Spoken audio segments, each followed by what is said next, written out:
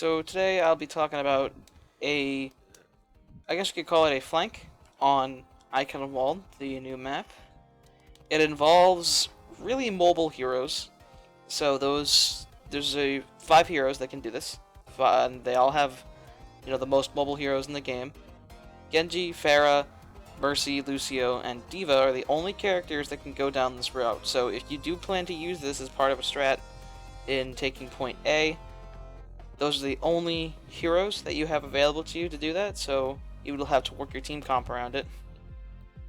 But basically it involves coming out of spawn, going to the right, and then there's this kind of gorge, and you just have to stay in the air and hug the wall. You don't have to hug the wall. Stay in the air, and you'll fly all the way over there, as like Pharah and Mercy. As Genji, it's a little more complicated. You have to jump to the wall climb up, double jump, float for a minute, and then dash, and you'll just barely make it. I don't think I perfectly executed it there. I think it could have been done a lot better. But that's the gist of how you get over as Genji. Everybody else is pretty much easy. Pharah flies over, Mercy tags along, Genji climbs up, D.Va flies. She kind of just jumps into the pit for just a minute, falls down, and then boosts up, and she can make it really easy. And then Lucio just wall rides. It's really easy as long as you just remember to press space or jump again, whatever you need to jump to grab the wall again and continue to ride over. So the reason I'm talking about the strat is because during a competitive game, my team used this, and it's a 6-stack against a 5-stack in a solar cuter, and we pulled this off perfectly. Or not perfectly, I think. One of our teammates actually completely killed themselves because they didn't make it because it was like their first time doing it, and they just kind of messed up. But even then, we still completely just destroyed them and capped the point on the first try. I don't have gameplay of it because I didn't record. I forgot about it completely. I didn't even think about making the video until I realized that their team didn't know that it's there. So I feel like it's kind of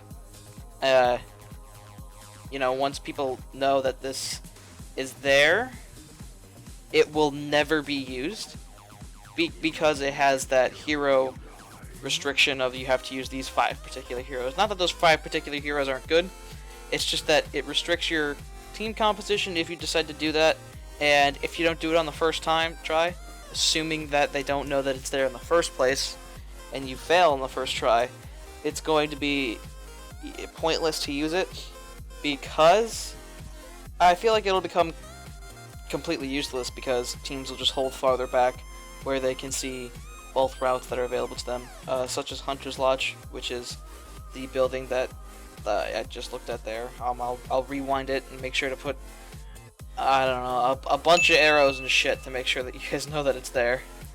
But Hunter's Lodge is where generally people should be holding just to avoid getting caught out by that strat, because it honestly, I think being able to come up behind the entire team, because a lot of people, especially people that play casual, like to sit right here at the bridge, or that strat hurts them because it's just completely coming up behind them, and they don't know it's there, of course.